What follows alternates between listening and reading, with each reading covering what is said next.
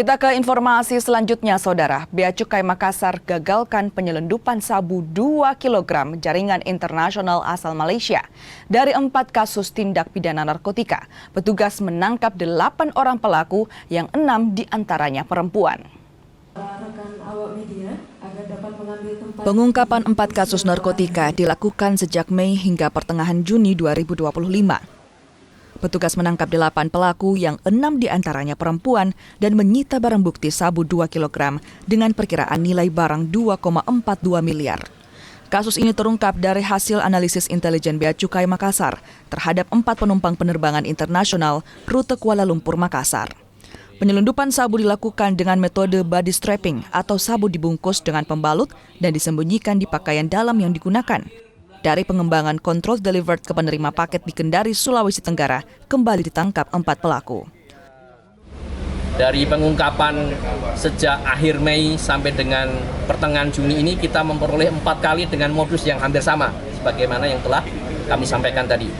Di utamanya ditempel di bagian tubuh dan kemudian dimasukkan ke dalam satu barang yang menginisiasikan sebuah barang yang sensitif ya dari wanita tersebut, sehingga ini menjadi temuan yang baru di dalam pengungkapan kasus narkotika jaringan internasional ini.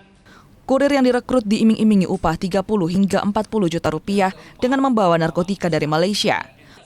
Itu diedarkan di Kendari dan ada satu yang terakhir ini yang rencananya ada di Makassar yang akan diedarkan di Makassar. Indikasinya Pak, barang bukti yang sebelumnya ini pernah lolos atau tidak?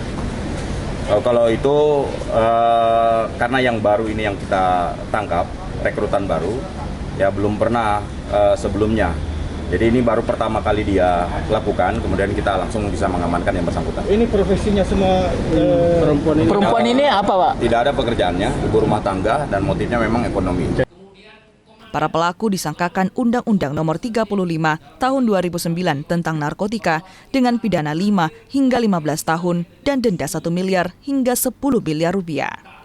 Arif Tirtana, Kompas TV, Makassar.